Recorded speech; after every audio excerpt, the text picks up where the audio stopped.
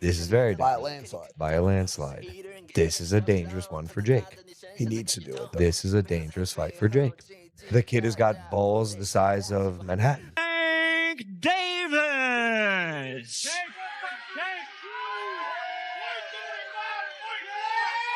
135 pounds. People are that I'm sparring and being able to see how good they are and knowing how good Tank is, it's actually going to be my toughest test to date.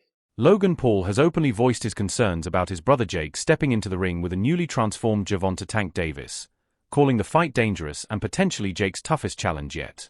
Logan points out that Davis has dramatically filled out and evolved, making him far tougher than fans expect. He draws a parallel to his own experience facing Floyd Mayweather Jr., noting that Davis now displays a blend of speed, sharp precision, and ring intelligence reminiscent of Mayweather in his prime. Logan emphasizes that what once appeared to be a mismatch in Jake's favor could flip the moment they touch gloves, which is why he's genuinely worried for his brother's safety and career trajectory. Gervonta Davis has been confirmed. Guys, this fight is actually happening. Jake is a plus 155 underdog going into the fight and taking the biggest risk he's ever taken. It's going to be on Netflix. Now, this fight I will watch. This one's crazy. Please give me the weight. Please give me the fucking weight. It's an exhibition. There is no weight. There'll be no guideline. There'll be agreed weight. A range? Yeah, there'll be agreed weight in the contract. It has to be. For Jake to come down. Correct. What will it be? It'll probably be 195, maybe 200. Still. Bro, how is that possible? I mean, bro, I did it with Floyd. You guys don't understand. Exhibitions are a real thing now. As long as people are watching, that's the metric. Yes. You know how tall? You know how tall Gervonta is? I think he's like 5'5". Not even.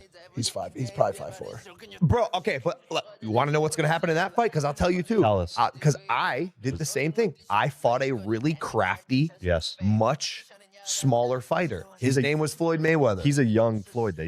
Protege of Floyd. In the prime, in his prime. Yes. Well, close, right? No, Gervonta's, I think he's still in his prime. That's what I'm saying. I would, bro. This is a different fight than you and Floyd. This is very By a different. landslide. By a landslide. This is a dangerous one for Jake. He needs to do it, though. This is a dangerous fight for Jake. The kid has got balls. Some analysts are raising eyebrows about the weight considerations for the Gervonta Davis versus Jake Paul showdown. While Davis typically fights at 135 pounds and walks around substantially lighter, several commentators speculate he could step on the scale closer to 160 pounds for this clash. This projected 25-pound jump above his usual fighting class would narrow the size difference and potentially boost his power-to-weight ratio, making the fight far riskier for Jake Paul. Most concerned about with Gervonta Davis is we know big exhibition coming up November 14th. We are going to do a live stream watch party for that. I don't know in what way, but we got to make it special. You guys know when I do these watch parties, they are insane. We want to have some guests. We may do a 24-hour. I'm not sure. Leave in the comments what you want to see. But we may be seeing the formulation of a game plan and tactics from this training footage from Gervonta Davis. And I think I may understand the key of what they want to do, how they want to go about it, and why Jake Paul might be in more trouble than I originally thought. What do I mean? The breakdown. Let's go. He is the star of Wade Concept. All right, so Calvin Ford, coach for Gervonta Davis, has been for pretty much since Gervonta started boxing. Sat down with Marcos over at Fight Hub. Shout out to Marcos for the footage, man. He's always killing the game with interviews and everything else. He sat down with Marcos, and they talked about Tank and potentially what he will do after the Jake fight, why he's doing the Jake fight, and what their biggest concerns are, which your biggest concerns end up being what you turn into your biggest weapons. The things you're most concerned about, you look to exploit because that's usually the other person's greatest strength, and behind it's their greatest weakness. So I'm going to take a look at this interview and show you guys why I think Jake might actually be in a little more trouble than I originally thought with this fight, and why I'm going to be more excited to see what Tank brings if the mindset is where I think it is. So how are we with everything, man? How's Tank been? In a good headspace, great headspace. Showbiz the adult clarified that Tank is not the lightweight figure people imagine. In reality, he's compact and muscular, with a frame built for power. This explains how he generates such explosive force despite standing shorter than most of his opponents. Showbiz also pointed out that Davis's natural strength gives him a physical advantage even against fighters who appear larger on paper. His conditioning, balance, and mastery of distance allow him to deliver knockout blows with frightening precision. That's why calling him small is misleading. Tank may fight in lower divisions, but he carries the body and power of a much larger athlete.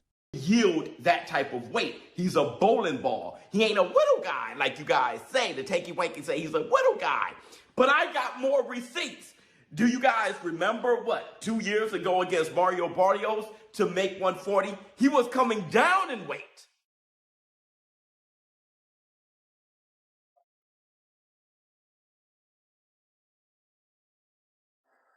$144.1.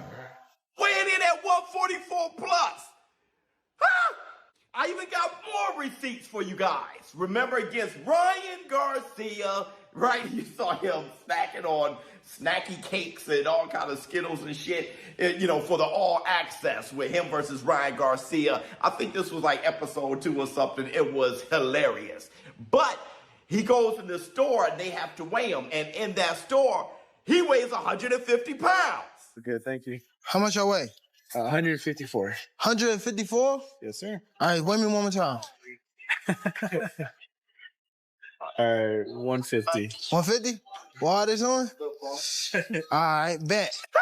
And then the most famous audio leak that the War Room made famous that we sent out and it went viral when Team Tank said that Gervonta Tank Davis walks around at 160 pounds. He ain't gonna never want to fight at 135 again. Yeah, but I'm saying, like, it's such a big company, man. What's his walk around weight in front of like 125? No. Walk around? Like this, you know what I mean? 160. 160? Yeah, well, he get up big, but like. British boxer Dave Allen offered a more balanced take on the matchup. He admits he never liked Jake Paul's previous fights against Mike Tyson or Julio Cesar Chavez Jr., describing them as publicity stunts. However, he believes the Gervonta Davis fight might be different. Allen says as long as no one gets seriously hurt, it's fine, because it's an exhibition meant to entertain fans. He acknowledges that while Jake may not be a world-class boxer, his fights spark conversations that benefit the sport. People want to see how far Jake can go, and how Tank handles someone so much larger. The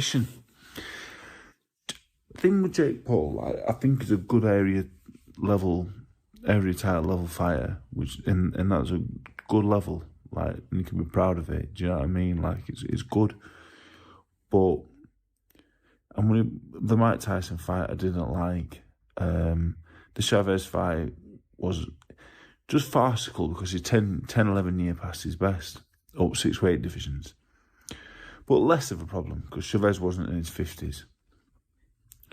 Fighting the MMA guys, again, he's fighting people that don't do the same, they're not even in the same sport. But while they're a bit older, they're still not in the 50s. So all that stuff, I won't really watch any of it. I think I've watched one fight against Tommy Fury, the only professional boxer in and around his prime years, and he got beat. But I think his area title level, I think he works really hard, I think he trains hard, and I don't think he's a bad fighter at all. I don't think he's a good fighter, but he's not a bad fighter. For his experience, he's not bad at all. But Gervonta Davis is a lightweight. So, by all means, if they make a few quid and nobody gets hurt, then great. But I certainly wouldn't be paying a penny to watch it. I think it's just absolutely ridiculous, farcical. Who wants to watch an exhibition? Gervonta Davis is in his prime years. Why is he wasting his time? Why is he not having a rematch with the fella he got a draw with? Why is he not fighting? Why is he not going up a weight and fighting Lopez and Garcias and them fighters? Why is he... Claressa Shields has raised pointed concerns about Gervonta Davis's next steps now that his high-profile matchup with Jake Paul is looming. She questions his decision to hint at retirement so soon, arguing that if he truly believes he's among the sport's elite, he should be facing marquee challengers such as Shakur Stevenson or Teofimo Lopez. Shields and other boxing voices believe that by sidestepping those fights, Davis risks being seen as avoiding real competition in favor of lucrative crossover bouts. On the other hand, some observers note that Davis has been dealing with significant mental and emotional burdens in recent years, pressures that may be influencing his decision-making more than the public realizes.